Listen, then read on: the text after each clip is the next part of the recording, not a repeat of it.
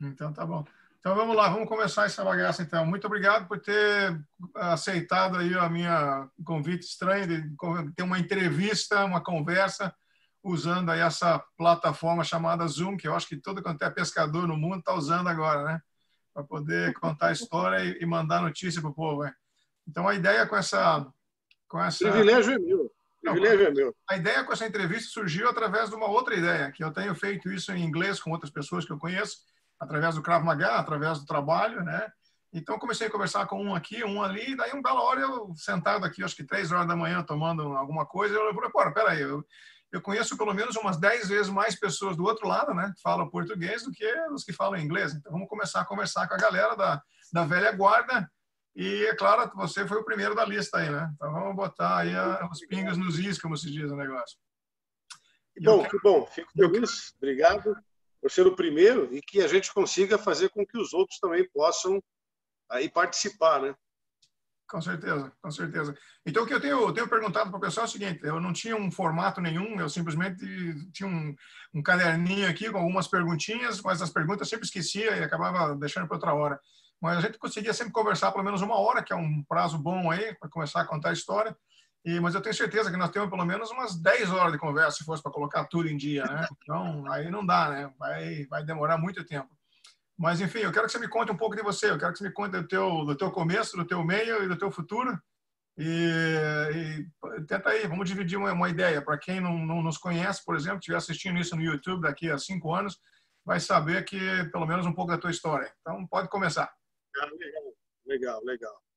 Bom, mais conhecido como Quadros, né? Não adianta nem eu falar meu primeiro nome, embora esteja aí na chamada, né? Josimar de Quadros. Mais conhecido como Quadros, vivenciando aí uma vida inicialmente monástica. Iniciei estudando dentro de um convento franciscano, onde tive uma excelente experiência em termos de estudo, conhecimento, tanto de antropologia, sociologia, o lado muito humano da coisa. E logo em seguida eu tinha 2 opções na vida.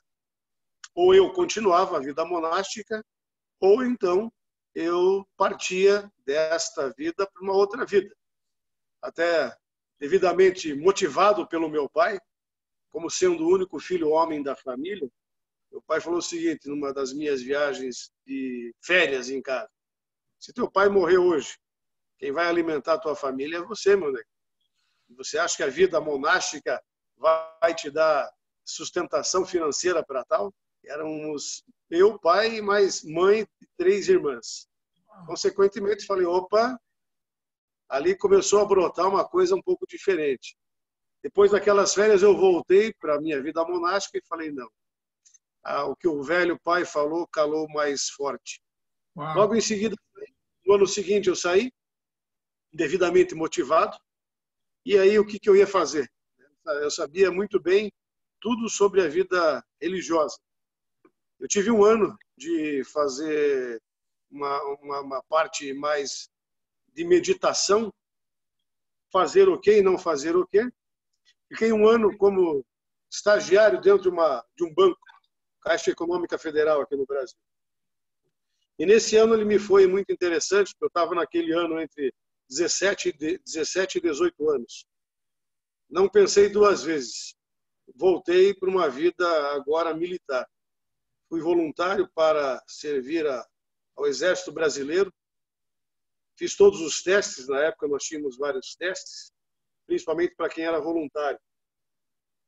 Inicialmente eu quis ser do PQD, paraquedista, só que naquele ano não tinha para o PQD, mas tinha voluntários para o Batalhão da Guarda Presidencial. Me chamaram, passei em todos os testes, aí falaram, e aí, Batalhão da Guarda Presidencial, serve? Falei, aonde fica isso? Fica em Brasília. Mas não tem problema, vamos lá.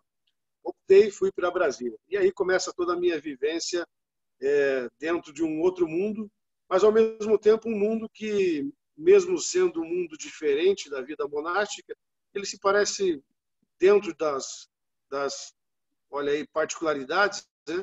Ele era muito semelhante, porque você acordava muito cedo, você tinha que fazer uma série de coisas, consequentemente você estava numa vida monástica, só que agora voltada para uma vida de armas, de muito mais produção de disciplina, né? E ali eu me identifiquei muito com essa área, mas logo em seguida veio a oportunidade de sair da vida militar e entrar no mundo corporativo. Em uma das minhas férias, eu também vim, o mundo corporativo estava necessitando, vim, e aí comecei a minha vida dentro daquele mundo em que nós nos conhecemos.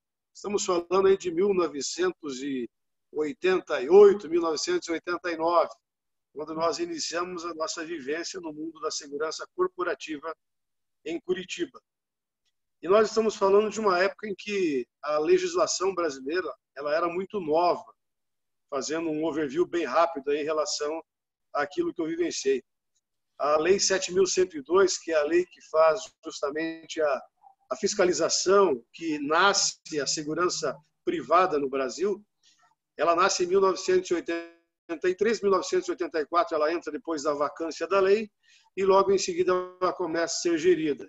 Nós estamos falando de 85, 86, então estamos dentro ainda de um início da segurança privada no Brasil. Não existiam escolas de formação, as que existiam eram muito poucas, e eu, dentro daquilo que eu tinha vivenciado, eu comecei a ver oportunidades. Eu acho que todo homem ele precisa não ficar estagnado, ele precisa ver oportunidades.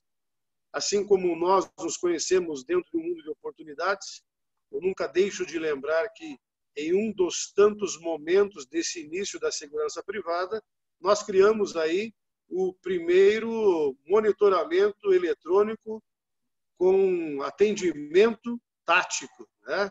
Isso foi um marco dentro da nossa segurança privada.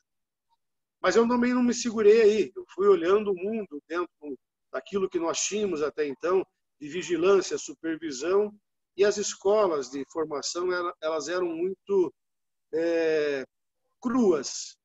Elas não tinham um início, um meio e um fim. Foi nesse momento que eu entrei para as formações dentro da escola de formação. A minha luz também está vindo porque o sol está passando bem aqui. Aí nasce justamente o meu mundo de instrutor. Eu entro dentro do mundo de segurança privada em 88, 89, 90 a gente já está dentro das escolas de formação. Eu nunca vou esquecer como nasceu essa minha formação dentro de instrução, dentro de uma escola de formação de vigilantes na época. Eu fui para uma aula com uma turma de transporte de valores e um dos instrutores começou a se bater, ou para quem não conhece muito o palavreado se bater no Brasil, não estava com a dinâmica, não estava sabendo manipular uma espingarda. E aí, no intervalo, eu chamei ele de lado e falei, o senhor quer uma ajuda para desmontar essa espingarda aí depois que a gente voltar? Ele, cara, você me ajuda? Eu falei, ajudo, sem problema nenhum. E ajudei. Desmontei, montei, e fiz justamente ali o primeiro momento de instrução, só que eu não sabia que o diretor da escola estava olhando essa aula. E ao término da aula, ele me chamou para ministrar as próximas aulas e tirou esse instrutor. E aí começa a minha vida como instrutor. Né? E foi muito interessante essa chegada, porque aí eu deixei de lado totalmente o mundo da vigilância e aí comecei a me especializar no mundo de instrução. De novo, olhando as oportunidades, eu me vi num momento em que ninguém tinha conhecimento, por exemplo, de manutenção de armamento. As pessoas tinham uma grande dificuldade. Nós estamos falando do Brasil, do revólver calibre 38, 6 tiros ou 5 tiros, famoso canela seca, né, aqui no Brasil, em que as escolas de formação... O famoso 3/8. Oi? O famoso 3/8. Famoso 3/8. E é justamente nessa época que as escolas e as empresas não sabiam que tipo de coldre usar, que tipo de cinturão usar. Então tinha muita arma que caía no chão, e principalmente porque as pessoas não sabiam, não tinham essa dinâmica. E eu me sinto honrado de ser um dos primeiros a trazer para dentro da escola de formação uma formação mais técnica, prática, dentro da parte de armamento, munição e tiro. Aí nós começamos a trazer um pouco mais de profissionalismo, em que as pessoas que foram então para as próximas reciclagens começaram a entender o que era uma arma de fogo, quais eram os preceitos de segurança de uma arma de fogo, como que eles poderiam executar isso. Só que não contente com isso, eu fiz questão de ir buscar formação. Passei pela Taurus, pela Rossi, pela CBC, passei pela Embel, Boito, fui atrás de todas as formações possíveis e imagináveis. E nestas formações, eu, além de me transformar em instrutor, eu me transformei em vendedor e fiz cursos de armeria. E aí eu consegui trazer para dentro de um conjunto todo a arma de fogo, a manutenção e o conceito mecânico. E isso trouxe um excelente resultado para dentro daquilo que na época a gente fazia. Depois até posso mostrar em um dos cursos que eu estive, que eu trouxe uma arma montada por mim e pela instrução que tive na Rossi. Ganhava esse prêmio quem conseguisse montar com 3 baldes cheios de peças a arma em 1h30, ganhava. Mas você tinha que pegar as peças em 3 grandes botijões cheios de peças que você tinha que mostrar realmente o conhecimento de causa. E eu consegui ganhar em 1h15 uma arma que ela é metade do corpo em acrílico e a outra metade é em aço. Foi justamente uma arma que eu utilizei muito. Para quem foi meu aluno, pôde pegar essa arma, manipular e ver onde era a trava de segurança e etc. Bom, com isso, o mundo de segurança estava totalmente envolvido em mim, estava fazendo parte, conhecemos grandes profissionais dessa área, trouxemos outros tantos profissionais para dentro, conseguimos a cada insight, a cada feedback, a cada bate-papo de término de aula, fazer mudanças estratégicas. E você sabe perfeitamente que você, juntamente com o Douglas Sabatini da Bull, né? Na época ele era tenentão, tenente da Bull, trouxemos ali treinamentos de vistoria, abordagem, revista, trouxemos o treinamento de moto para dentro das empresas e dali também conseguimos trazer a parte técnica, teórica de uso de arma com isso. E aí fomos aperfeiçoando. O transporte de valores nós modificamos, trouxemos muito mais experiência, muito mais realidade para dentro do transporte de valores, trouxemos grandes resultados positivos com os nossos ensinamentos. Os alunos, depois, já trabalhando, conseguiram usar as nossas técnicas. E aí eu estava totalmente envolvido de corpo, alma e coração dentro do mundo de segurança privada. O mundo de segurança privada, ele começa a ter uma decadência. Aí nós estamos falando já do ano de 94, 95, que começa a entrada das grandes corporações para dentro do Brasil, né? As grandes empresas começam a vir. E aí as grandes empresas nos chamam também para montar essa estrutura e eu deixo de lado daí totalmente o mundo voltado para as instruções e vou para dentro das grandes corporações. Tive a oportunidade de fazer aí o startup da Volkswagen Audi aqui na região metropolitana de Curitiba, juntamente com outros profissionais que você conhecia na época, Edson e Marcos, lembra deles, né? O Gilmarzão também. Nós montamos a estrutura inicial da segurança da Volkswagen Audi aqui no Brasil, especificamente no Sul. Ali passei 2 anos e meio e logo em seguida fui chamado para um outro startup. O startup dentro de uma empresa chamada GVT.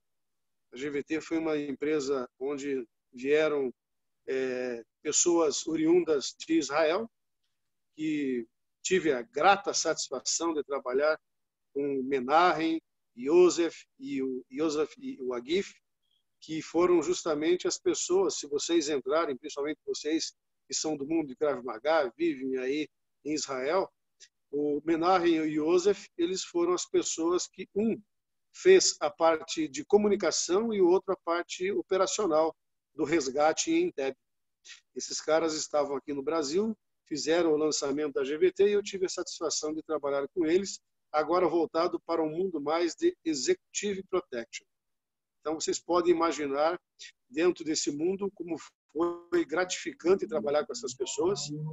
Quando eles quebraram alguns tabus nossos no Brasil, que nós sempre imaginávamos que a segurança de executivos ela tinha a obrigação de ser de terno, gravata, com fone escondido, etc. Eles vieram e nos mostraram uma diferença muito grande. E dessa diferença que eles me mostraram, surgiu o desejo de ir até Israel, treinar e ver como é que a coisa funcionava. Passado alguns anos, nos encontramos, eu e o Joey Ambrosino, né, o José Ambrosino, em Israel, fazendo justamente um curso. Ele já tinha feito algumas vezes Israel, e eu fui com ele para fazer a minha primeira experiência em Israel, meu primeiro treinamento. E foi muito bom, porque aí eu consegui trazer para dentro do mundo corporativo algumas das coisas que eu já vivenciava e que agora eram necessárias para o mundo corporativo, que também era um mundo que necessitava muito de presença profissional. Então, eu sempre busquei muito ser um profissional diferenciado para um mercado que sempre pede diferença. Nesse ínterim, nasce outra coisa. Fora a minha formação monástica, eu já estava, então, agora estudando o mundo do direito. Me formei na parte de direito, aí comecei a fazer todas as minhas especializações dentro do direito digital. E comecei a me preocupar muito mais com aquilo que a gente precisa ver lá na frente. O que vai acontecer daqui a 5, 10 anos no mercado em que você está. Então, eu estava 2000, 2004 já dentro de um mercado diferenciado em relação ao mundo corporativo e posteriormente ao mundo que dizia respeito às telecomunicações. Nós começamos a entender como era a segurança dentro da comunicação física, né, da telefonia fixa e depois da telefonia móvel. E aí eu fui chamado para fazer um startup de uma outra operadora de telefonia móvel aqui na região sul, e aí a gente continuou fazendo todo um trabalho muito mais voltado para isso. Fazendo assim um looping muito grande e muito rápido, para que possa dar tempo para as pessoas perguntarem, porque isso com certeza faz com que todo mundo tenha uma ou outra dúvida em relação a esse mundo. E hoje nós estamos aí com uma empresa que nasce em 1995, lá atrás, de formação. Faço com que as pessoas possam ser os melhores profissionais entregues para um mercado diferenciado. E eu posso dizer isso porque eu fui tanto prestador de serviço como tomador de serviço. Consequentemente, eu posso hoje entregar profissionais com as duas visões, porque você tem um viés muito singelo entre uma e outra, que a gente consegue fazer com que o profissional possa ter essa vivência, possa entender o que ele precisa entregar para o mercado de trabalho.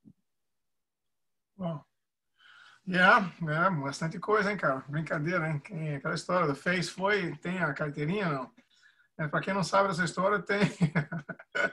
A gente costumava brincar que quando ia fazer algum tipo de curso, alguma coisa, as pessoas dizem, vai fazer curso de tiro para quê, né? Não interessa o papel, não interessa nada. Só que daí, na hora que você ia aplicar para alguma coisa, tentar fazer algum trabalho, um currículo, sempre aquela história, um pedaço do papel que dizia que você tinha feito um curso básico, um intermediário, um curso avançado, era moeda, era dinheiro, né? Então, aí ficava aquela brincadeira de que você fez, você foi, você tem o documento, então, se não tiver, não me enche o saco, não vem me perguntar, né? Não vem me atrapalhar o meu caminho. Sai da minha frente que eu quero caminhar, eu quero progredir. Nós encontramos muita gente nessa área nos últimos anos, né? Eu tentei parar para pensar aqui em quantas pessoas, quantos, como é que fala em português? Caráter não. Quantas... Eduardo, me ajuda aí, caceta. Enfim, quantas pessoas, quantas figuras, né, a gente encontrou pelo caminho aí. Então, What?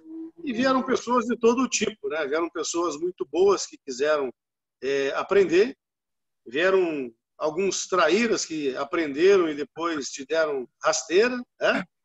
Porque é muito comum, que é muito natural no mundo corporativo, no mundo de execução, isso é muito comum. Aí nasce de várias formas. O cara que te admira muito e quer ser melhor que você, isso é muito bom, né? Porque você sempre tem que fazer com que as pessoas te admirem e queiram ser melhor do que você. Porque se você chega até um ponto hoje aos 52 para 53 anos, podendo entregar alguma coisa de valia para alguém, e essas pessoas que te admiram querem ser tão bons quanto ou melhor do que você, show de bola. Assim como vão ter sempre os críticos de plantão. Os críticos de plantão, eu costumo dizer que são aquelas pessoas que não cresceram na vida de uma forma ou outra e querem olhar no outro aquilo que é a frustração de si próprio. Isso vai sempre existir. Mas o importante é que nós conseguimos chegar onde chegamos. Eu creio que nós roemos muito osso para poder chegar num pedacinho de filé mignon. Você não tem nada de graça. Não existe almoço de graça. Como diz um outro amigo nosso que você conhece bem, o Dimas. O Dimas sempre fala o seguinte: não existe almoço de graça, cidadão.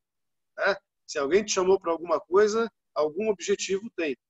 Pode ser que exista um chamado sempre de muita amizade, como é o nosso caso, como pode ser sempre alguém que te chama. E isso nos últimos anos nós percebemos muito, né? As pessoas que queriam ter as nossas presenças junto com elas numa foto, num evento, né? Para dizer, viu, eu sou amigo de fulano de tal. Mas depois o cara virava sempre as costas para você. Mas que essas pessoas que vão nos ver agora ou vão nos ver no futuro, lembrem que nós lembramos deles. Né? Você pode esquecer, mas eu jamais esqueço. Fenomenal. Outra coisa, você é o personagem. Nós estamos num problema aqui. Essa é a minha primeira entrevista e até agora as palavras em português ainda estão bem encalacradas aqui. Eu tenho que tentar me livrar. Vai lá. O outro brasileiro aqui que está me ajudando aqui. Ele está me dando um auxílio ali. Mas, enfim. E a faculdade, você fez uma primeira que foi o quê? Filosofia? A primeira? Filosofia. Eu sou um ex-filho da PUC, dentro do mundo da PUC. Uau! Filosofia. E daí depois você fez Direito. Direito. E aí no Direito você fez o que mais? Você fez mais um monte de especializações, não é? No Direito eu fui olhando o que eu podia me especializar cada vez mais. Aí veio a especialização em Criminologia, Direito Digital. Aí entrei dentro da parte, também era uma área que estava meio de lado, assim, que é justamente a parte em que você faz a fiscalização de alguns órgãos, né, como fiscal dentro da parte jurídica. E aí fui me envolvendo até com compliance. Hoje eu sou também formado em compliance officer, né, que vê dentro do mundo corporativo como você pode aplicar para o direito daquilo que as pessoas estão fazendo no conceito de não conformidade ou estar conforme às legislações.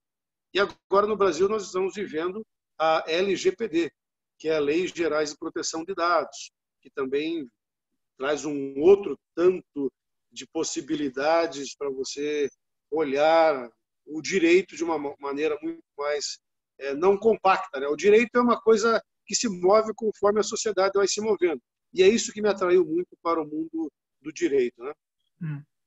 Interessante. E nunca deixei de ler. Essa é uma das coisas que faz aquela diferença, né? Você fala com a galera aí que não é muito chegada em ler, estudar e progredir, mas quer melhorar na vida, mas não faz nada para ajudar, né? Então fica complicada a coisa. Outra coisa, você começou a trabalhar fora, você fez um monte de viagem internacional, e que eu lembro que a gente sempre estava batendo papo, contando e tentando programar de uma maneira que você pudesse aparecer por aqui para passar uns dias e tal, mas ou era de passagem, conexão, ou passava por cima da gente aqui, continuava para algum outro país. Você visitou uma porrada de lugar, não visitou? Foram mais de 22 países até agora a trabalho, né?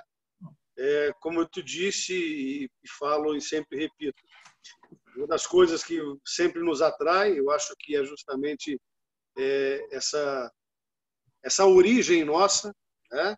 Essa origem de não poder parar. E, obviamente, o quanto nós nos respeitamos e gostamos uns dos outros e podemos sempre nos inspirar. Você é uma fonte de inspiração para muita gente aqui no Brasil, muito embora alguns até não queiram admitir, mas você com toda certeza.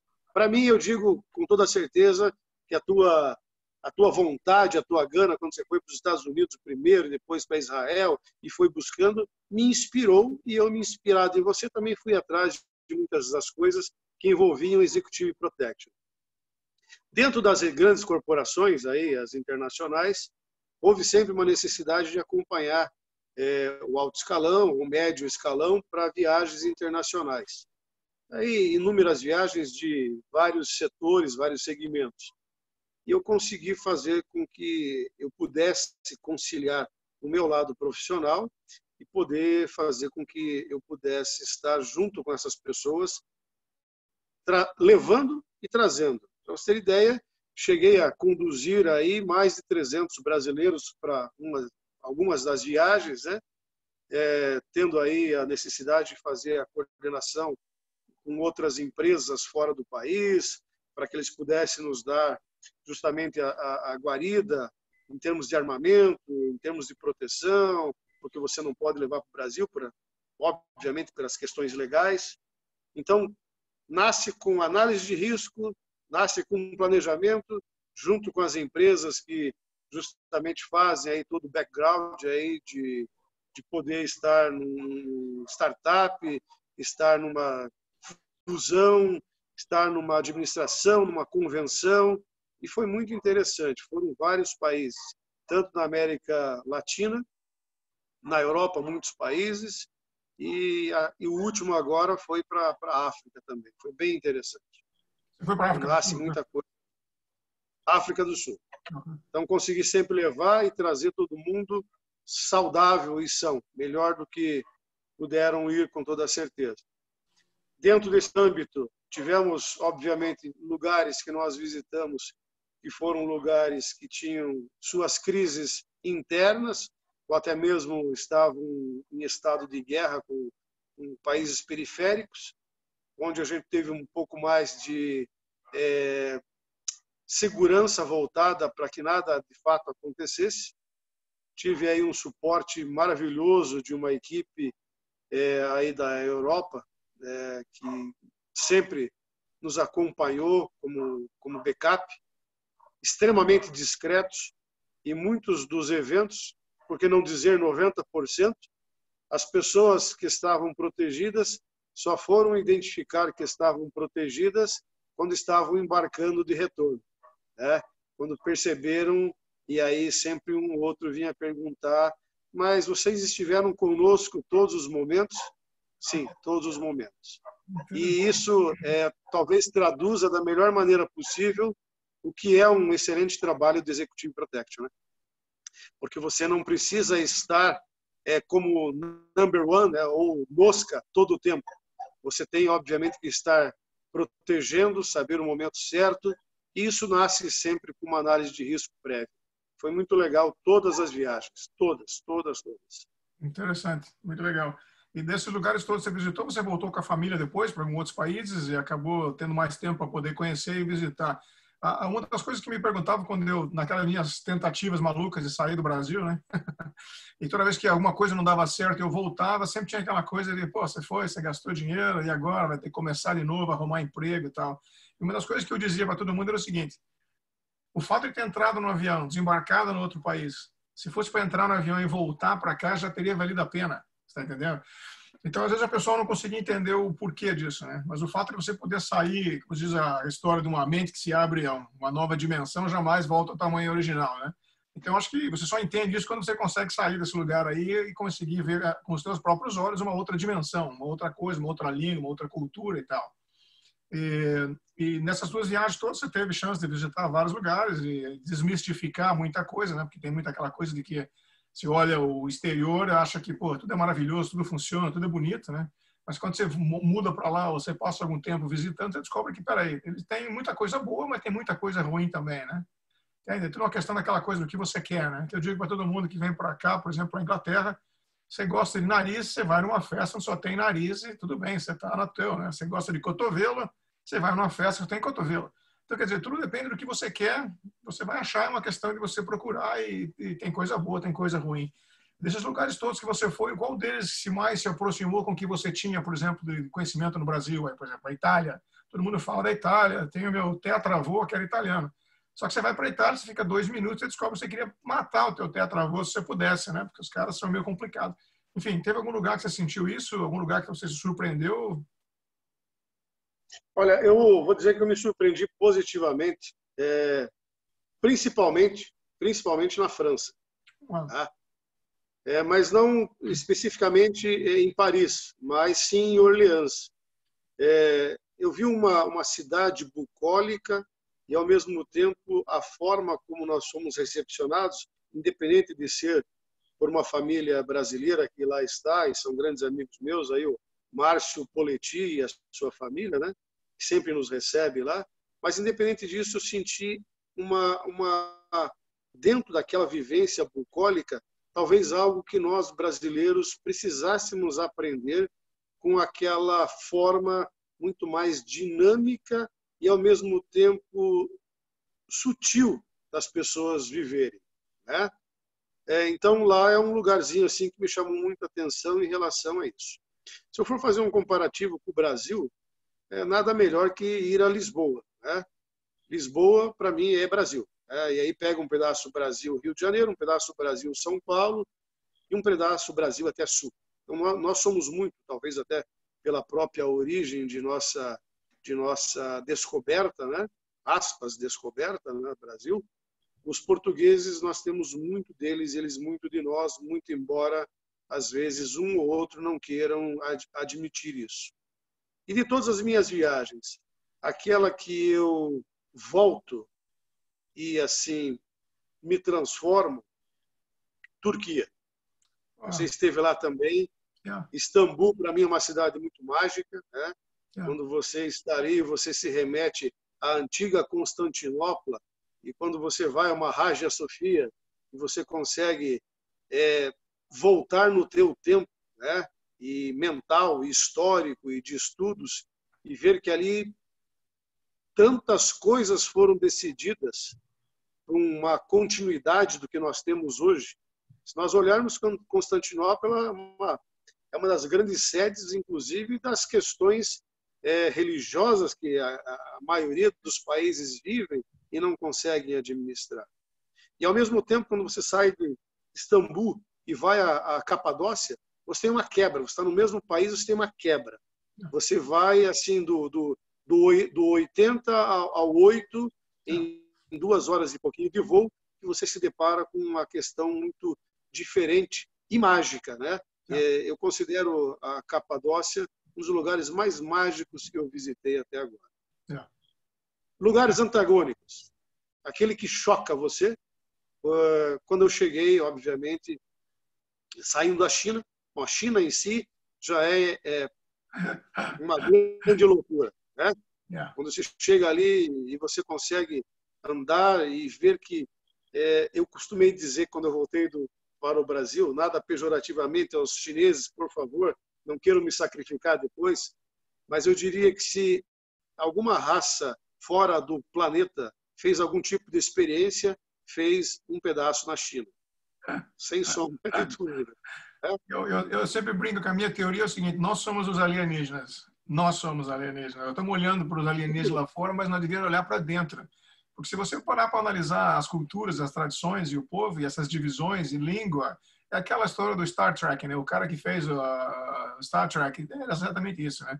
Como tem os Klingons, tem a outra tribo, na verdade é a mesma coisa. Nós temos que achar um planeta para botar esse povo aí para poder desenvolver. Então vamos botar esses caras ali, eles vão se dividir naturalmente, vão falar línguas diferentes e vão crescer e vão desenvolver. E eu vejo isso, cara. Eu vejo isso, eu acredito piamente que nós somos os alienígenas vivendo nesse lugar aqui, procurando vida no lugar lá fora. Mas, enfim, essa é a minha opinião.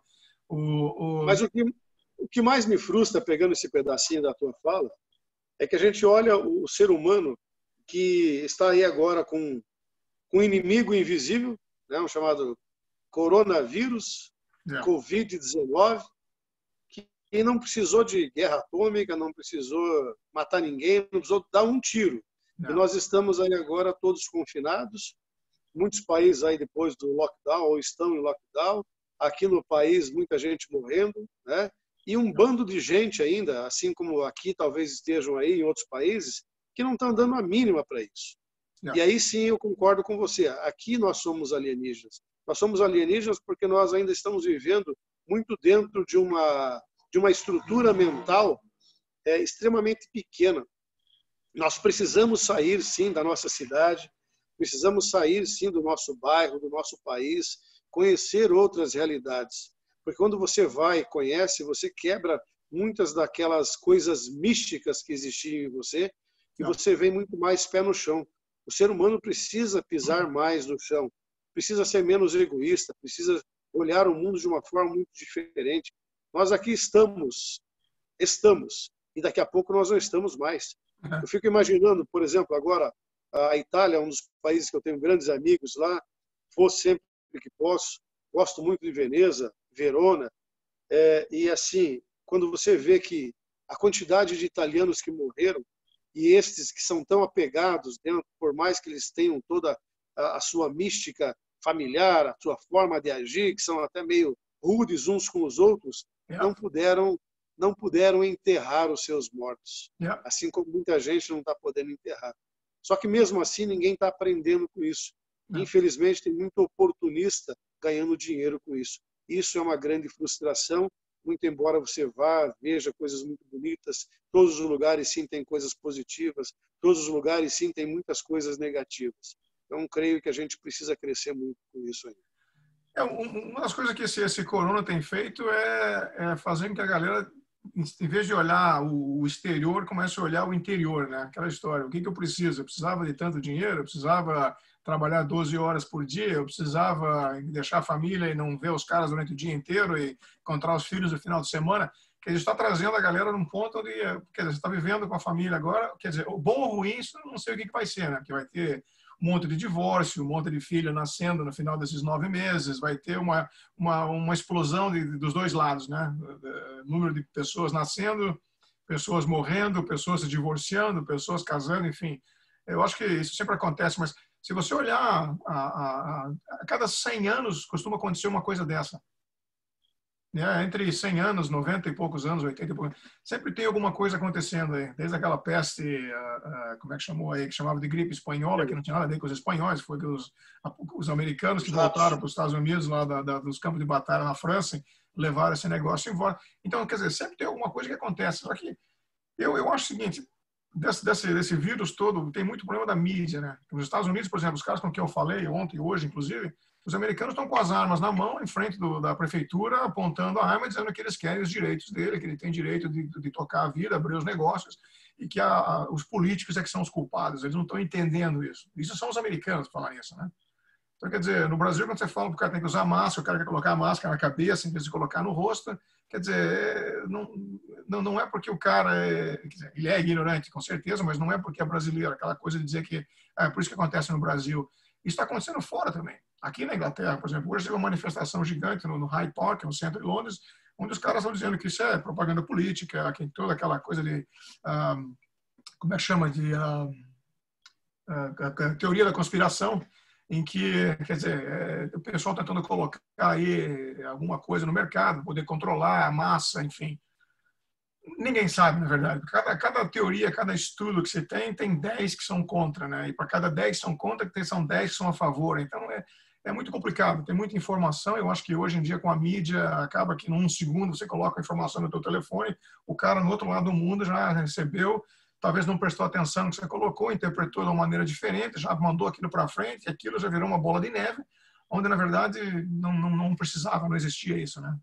Então, quer dizer, eu não sei, cara, é meio complicado. Isso nasce de um famoso desamor, né? Eu acho que quando você fala que o que vai acontecer agora nesses 70 dias, quase 80 dias, que a grande maioria está confinado na sua casa.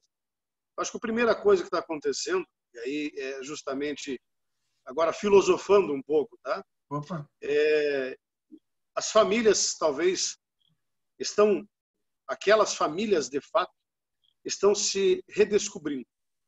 As pessoas estão, marido se apaixonando pela mulher, a mulher pelo marido, porque até então eles se viam muito pouco, durante muito poucas horas de um dia de trabalho, entre trânsito, trabalho, cansaço e outros. Agora, o marido e a mulher não estão, no primeiro momento, não estão recebendo o affair, né? O sentimento de outro ou outra, e estão se descobrindo. Primeira coisa. Os filhos que sempre estavam vendo os pais muito pouco, e esses pais ou mães, quando estavam muito pouco, estavam na frente de uma televisão, vendo um noticiário falso, né? Porque a mídia hoje tem um pensador brasileiro que fala o seguinte, né? Parafraseando outros tantos, que se você pagar no Brasil, até é verdade eles falam na mídia, né? Tudo vai depender muito de quanto dinheiro está entrando. Teorias de conspiração apartadas, as pessoas precisam agora estar administrando melhor o seu tempo. Pensa assim, né? Se existia desamor, agora então, se uma família se formou por uma paixão que virou amor, eles estão se descobrindo. Os filhos estão conversando muito mais com os pais e os pais conversando muito mais com os filhos. Aquelas famílias núcleo estão se redescobrindo e se administrando de uma outra forma. Já outras famílias estão se perdendo na sua totalidade.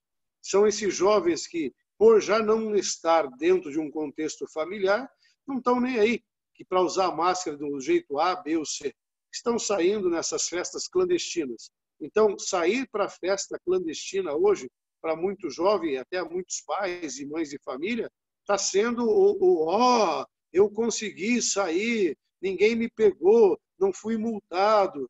Gente, até o momento em que você continuar pensando dessa maneira, você está pensando de uma forma muito pequena. Você vai ficar eternamente, ou enquanto você viver, dentro daquela caixinha tua das ilusões. Caixinha das ilusões, essa que as pessoas acham que estão sendo extremamente felizes, mas elas estão buscando simplesmente aquilo que falta nela e falta nos outros. Então é muito triste ver que as pessoas ainda não cresceram e faltará muito para crescer. É uma situação complicada, né? Eu sempre disse o seguinte, eu era meio contra muita coisa quando eu ainda morava no Brasil. E uma das coisas que eu descobri no caminho é o seguinte, não existe país de primeiro, segundo e terceiro mundo. O que existe são pessoas de primeira, de segunda e de terceira. Você pode ter um cara de terceira morando num país de primeiro mundo, você pode ter um cara de um país de terceiro mundo morando, que seja uma pessoa de primeira, vamos dizer assim, né? Quer dizer, você vai encontrar de tudo, né? Então, quer dizer, nessa vida, às alturas do campeonato, você tem que descobrir aqueles que fazem parte de um certo círculo e se aprofundar naquilo, e quem tiver atraído vai voltar, vai ficar nesse grupo, quem não tiver atraído que vai para outro lugar, né? Então, quer dizer, é complicado. Mas, enfim, essa coisa que a gente podia falar o restante do dia e o restante da noite. Eu estou tentando, o Dabu está tentando fazer o login dele aqui, mas está complicado, hein? Eu estou aqui tentando mandar mensagem para ele para resolver o problema. Mas não é problema, nós vamos mandar o vídeo depois para ele pode assistir, ele vai ter a oportunidade falamos dele. Falamos em você, viu, Douglas? Falamos em você. Ó, vamos falar aqui então dos caras, né? Dabu, mestre Edson, grande mestre Edson. Esse é o cara... Terça-feira eu falo com ele, nós vamos falar com ele terça-feira.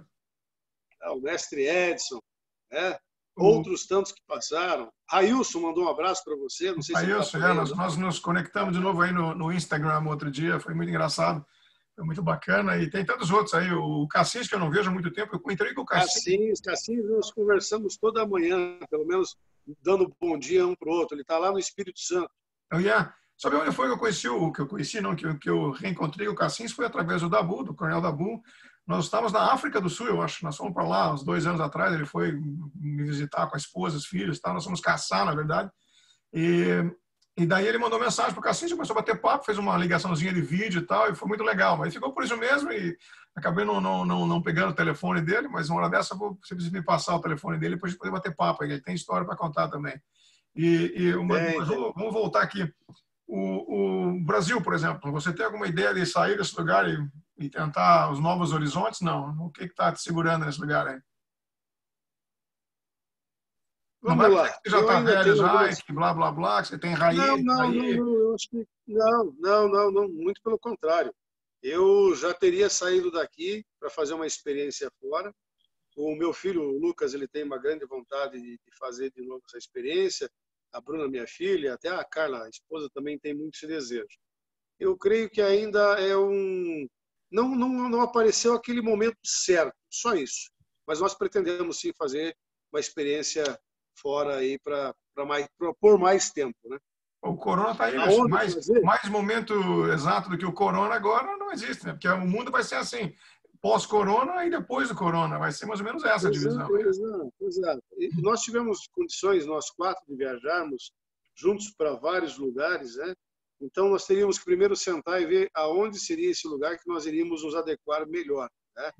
Porque, como brasileiros, nós precisaríamos ter, primeiro, como nos sustentar, né? Para não viver clandestinamente em nenhum país, ter aonde viver de uma forma digna e outras. Vamos aguardar o momento certo. Mas temos, sim, nos nossos planos aí, sair daqui um pouquinho. Sim. Uau. Tem uma coisa aqui que eu quero ver se você lembra disso aqui?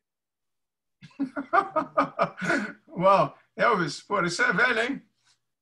Mas lembra desse CD aqui onde nós compramos? Putz, agora eu preciso pensar aí. Peraí, você me pegou agora, hein? A minha timeline na minha cabeça é uma porcaria, é uma bagunça. Nós entramos naquele carrinho pequenininho lá Oh, yeah, lembrei. No Smart, nós estávamos em Israel, dirigindo nas colinas de Golã, lá em cima, e depois nós paramos no posto de gasolina. Foi no posto de gasolina? Não. Exato, exatamente. Parei posto de gasolina e fomos ouvindo. Quando nós fomos para o Mar Morto, nós fomos ouvindo esse CD aqui. É verdade. Pô, isso faz tempo, hein? Brincadeira. E Nunca mais eu voltei para aquela rua. Para quem não sabe, se você olhar no mapa, tem o Mar da Galileia do lado esquerdo, uma ruazinha, simplesmente uma ruazinha minúscula que sobe, e do lado direito é a Síria. Tem pelo menos 1 quilômetro de distância entre aquela colina e a Síria do outro lado. Você consegue ver as cidadezinhas, as mesquitas e tal do outro lado. E é um lugar que os israelenses têm bastante posto de controle, de guarda. Nós vimos um drone, tinha um estacionamentozinho, um aeroporto pequenininho, tinha um drone lá daqueles americanos que estava estacionado lá. E nós fomos até onde podia. Nós fomos até onde podia, daí fizemos meia volta e voltamos. Quer dizer, nós fomos no topo das colinas de Golã, na fronteira entre o Israel e a Síria. Foi muito legal aquele dia. O Eduardo está fazendo uma pergunta aqui. Pergunta se da mesma forma que o Krav Maga foi adaptado para Israel e a situação da época, ele viu o desenvolvimento da segurança privada que ele fez adaptado no Brasil. No Brasil é uma realidade completamente diferente. Não, Quando eu falo você, da mesma maneira que o Krav Maga foi desenvolvido em Israel e adaptado para aquela época, quando você começou a fazer a parte de segurança no Brasil e ensinar, você também adaptou para a situação do Brasil? Então, você consegue ver uma correlação entre o que você aprendeu e montou com o Krav Maga? Sim, sem sombra de dúvidas. Hoje eu aplico muito para Executive Protections nos cursos que nós ministramos aqui para as grandes corporações. Os cursos que eu ministro em company, dentro da matéria de Executive Protection, eu já adaptei o Krav Maga para essa realidade. Né? Já adaptei. Mas adaptou a realidade brasileira para o ensino. Ao Brasil, exato.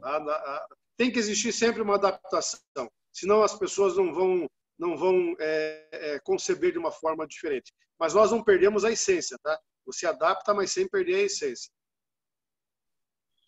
Entendi. Legal, obrigado. Tem muita coisa aqui em Israel, por exemplo, os caras trabalham numa área confinada, onde eles têm um olho no céu, né? O eye no sky, que são os drones. Quer dizer, eles sabem, é como se fosse lutar no teu quintal, né? Os caras sabem tudo o que está acontecendo, eles têm gente no chão, ele tem o agente infiltrado, ele tem as fronteiras, quer dizer, é diferente para brigar aquele tipo de guerra, lutar aquele tipo de guerra. No Brasil, dentro da minha empresa hoje, dentro da minha empresa, eu tenho uma divisão que é só de investigação criminal. Eu faço o trabalho em company de infiltração. E eu adaptei muitas das coisas vindas exatamente do Krav Maga, de Israel, da inteligência israelense, para dentro das grandes corporações, no momento em que eu faço uma infiltração. Desde a escolha do meu freelancer até o momento em que ele vai me trazer as informações. A exemplo do que eles fazem, para quem não assistiu, e eu sou fã, o Ambrosino sabe perfeitamente, eu sou fã do Falda, né? Faúda, alguns falam Falda, Faúda. Falda. Eu adaptei muito daquilo que o capitão Ayub coloca para a infiltração. Se tem um cara que é o mestre da infiltração nesse filme, é esse cara. Né? ele consegue perfeitamente isso. Isso eu adaptei muito para a nossa realidade, porque hoje eu coloco gente do board da empresa infiltrado até um chão de fábrica.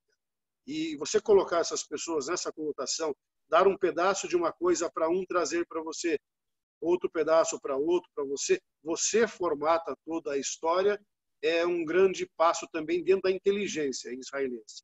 Para o Krav Maga, hoje você tem a obrigação, até com as próprias legislações de uso de arma, principalmente aqui no Brasil, e também nós tivemos, infelizmente, há um mês atrás, e quem vê as notícias vai entender o que eu vou dizer, os brasileiros perfeitamente, tivemos, em função do não uso da máscara para entrar num estabelecimento, num supermercado aqui, o vigilante acabou dando um disparo e acabou, pelo disparo de uma pessoa que estava agredindo ele, o disparo ofendeu uma outra pessoa que veio a óbito dentro do mercado. Então, se essa pessoa tivesse, e aí dentro dos grupos de formação, nós já falamos muito sobre isso, se tivesse o uso da arma como último recurso, ele teria muito bem conseguido, no momento em que houve o avanço do cidadão contra ele, parado o cara e feito justamente a abordagem correta, feito tudo como deveria fazer e não um disparo de fogo. A arma de fogo teria ter sido o último caso, né? Assim como outros exemplos que eu também adaptei para o transporte de valores com a calibre 12. Não sei se o Ambrosino vai lembrar, mas nos cursos que nós ministrávamos aqui, eu ensinava o aluno a utilizar não a calibre 12 não como um tiro já defensivo, porque às vezes podia ter vindo um bêbado ou alguém fazer uma pergunta, como que ele usaria já a espingarda como meio defensivo. É a mesma coisa como ele usa um BR-24, a tonfa que nós temos, ele servindo de mestre, servindo de último recurso, mas o primeiro recurso, ele tendo condições de usar, inclusive, a espingarda como meio defensivo. Interessante, hein? Muito interessante. Muito interessante. Interessante. Em termos de, sei lá, eu estou tão tempo longe do Brasil já, quase 21 anos hoje, então, quer dizer, quando eu olho o Brasil, às vezes eu estou perdido, ainda estou ouvindo música do Lulu Santos ainda, né, naquela época, né, quando eu saí de lá. Então, hoje em dia a coisa mudou bastante. Anos 80. Nossa, Lulu Santos, Joe. Pô, o que você quer que eu faça, pô? Era o que tocava na época, quando eu saí de lá, pô. Então, quer dizer, às vezes eu fico meio estranho. Como eu estava conversando hoje com uma instrutora da Alemanha, e ela é alemã, mas ela passou a vida inteira praticamente falando inglês, viajando pelo mundo. Então, hoje ela na Alemanha, ela dá aula de Krav Maga, mas os caras não sabem que ela é alemã. Então, quer dizer, o próprio alemão não sabe que ela é do mesmo país, não consegue distinguir o sotaque dela e as ideias também. Então, eu estou mais ou menos nessa. E quando a gente não é muito brasileiro, não é muito estrangeiro, você está naquele limbo, né? Você está no meio do lugar, no meio sentado na cerca, vamos dizer assim. Pergunta para você, o cara que está assistindo isso hoje, ou daqui 5 anos, sei lá, que tem vontade de entrar na área de segurança, que tem vontade de chegar onde você chegou aí, qual seria o teu conselho, a tua dica aí, vamos dizer assim, para que o cara tenha uma carreira com tanto sucesso quanto a tua? Primeiramente, não acredite em tudo que você ouve. Primeiramente, não acredite em tudo que você ouve. Duvide de tudo e vá atrás da verdade, da tua verdade. Segundo, existirão instrutores e instrutores. Existirão aqueles instrutores que vão chegar numa sala de aula e vão falar dos seus feitos. Desacredite desse instrutor. Acredite no instrutor que vai te ensinar. Terceiro, tenha muita humildade. A humildade vai fazer você chegar em qualquer lugar. Você não é dono de tudo, você não é dono de verdade nenhuma. Por isso você tem que estudar todo dia, toda hora e abrir a tua mente, como quarto item. Abra a sua mente. Eu lembro quando eu e o Ambrosino falávamos há muito tempo atrás do Masada Ayub, lembra disso? Yeah. Lembra daquele livrinho? Do Masada Ayub? Quando nós falávamos muito de posição isósceles. Sabe que já te lembro aí, os efeitos do estresse psicológico em situações de confronto. Essa é mais ou menos a tradução em português. Exatamente. Ele fazia uma correlação com os animais, lembra? Yeah. Ele falava de como que você ia agir. Observe o animal. né? Então, observe as pessoas. Observe os bons movimentos. Observe as pessoas que podem te auxiliar. Ao você deixar de acreditar em algumas das coisas que você achava que era pura verdade, você começa a olhar de uma forma 360. E aí é o quinto item que eu digo. Olhe a tua visão de uma forma física. Você está parado olhando para a tua frente, você está numa posição física. Se você começar a fazer o teu giro, né, de latitude, longitude e azimuth, você vai olhar o mundo de forma diferente. E no momento em que você souber como sexto elemento, que você sabe tudo, deixa tudo isso que você conheceu no chão e sobe. Nunca fique no olho do furacão. Saia do olho do furacão e veja se você faria tudo daquele jeito, daquela mesma forma. E aí, então, como sétimo item, você vai ver que você precisa se reciclar. Essa é a minha receita. Uau. Fenomenal, hein? Muita coisa boa, hein? Então, tá bom. Me diga uma coisa, nós estamos já aqui 1 hora conversando, eu sei que a gente podia conversar durante muito mais tempo, mas eu tento manter essas entrevistas 1 hora para poder ficar fácil para quem for assistir depois, não ficar aquela coisa de... Eu assisto, por exemplo, os podcasts do Joe Rogan, lá do Joe Rogan Experience, e são 3 horas de duração. Então, quer dizer, puta, psicologicamente você tem que ter tempo. Então, quer dizer, é complicado você ouvir um negócio que de 3 horas, né? Por mais que o assunto seja interessante, às vezes é meio difícil, tem que dividir em dias e tal. E, enfim, 1 horinha acho que é um tempo bom. A gente conversou bastante coisa e conseguiu aprender bastante coisa aí com você. Então, por enquanto, eu te agradeço. Muito obrigado pelo tempo, pela tua generosidade aí por falar com a gente. E vamos seguir, vamos, quem sabe, fazer uma parte 2 aí dessa conversa e contar outras histórias, né? E nós temos muita coisa para contar, eu tenho certeza. Temos muita coisa para contar. Acho que como estou abrindo aí os brasileiros nessas entrevistas, acho que a tua sacada de fazer isso é fenomenal também. Você lembrar, inclusive, de nós aqui, que você já esteve aqui, sabe perfeitamente que aqui, aspas, o santo de casa não faz milagre, fecha aspas. Quando você está fora, você é muito mais conhecido. Ter essa inversão para nós é de fundamental importância para nós que estamos nesse mercado. E provoco você agora, depois que você fizer o bate-papo com todos os outros brasileiros aí, que estarei aí, me manda, obviamente, o link, estarei juntos, mas eu sei que cada um vai trazer sua história. E para finalizar, talvez os brasileiros todos, não sei se os outros vão, obviamente, partilhar da mesma ideia, mas, de repente, a gente faz um bate-papo geral, com todo mundo fazendo uma reunião no final. Com certeza, beleza? Essa é a ideia. Vamos fazer uma geral aí, bater um papão aí, contar a história, cada um pouco e tentar unir a galera, porque afinal de contas cada um foi para uma direção, talvez um país, uma cidade, uma outra empresa, mas é o que eu digo sempre, nós somos os jogadores de futebol, que jogamos, cada um tem a sua habilidade. Uma vez nós jogamos no mesmo time, às vezes jogamos em times separados, mas as habilidades, né, as skills, estão lá e fazer o quê? A gente tem que tocar para frente e às vezes, sei lá, divergência de ideia, divergência de certas coisas, principalmente num ambiente estressado que era o trabalho, com armamento, 3 horas da manhã, você com fome, molhado. Quer dizer, era sempre motivo para arrumar encrenca aí. Mas é claro, hoje com mais idade, com mais tempo, olhando as experiências e relembrando as coisas todas, você tem até saudade dessa época, né? Vamos dizer assim, que é uma ideia maluca, que a gente queria sair de lá, mas hoje até acabou que montou a nossa base para o futuro, vamos dizer assim, né? Mas então tá bom, cara, muito obrigado. Muito obrigado mesmo, um abraço para todo mundo que participou aí e quem vai ver no futuro. Deixa aí os nossos links depois, quem precisar, aqueles que tiveram algumas dúvidas e quiserem bater um papo maior aí, contem comigo. Muito obrigado mesmo, Ambrosino. Obrigado a todos vocês. Tamo junto, irmão. Abração. Obrigado. Valeu.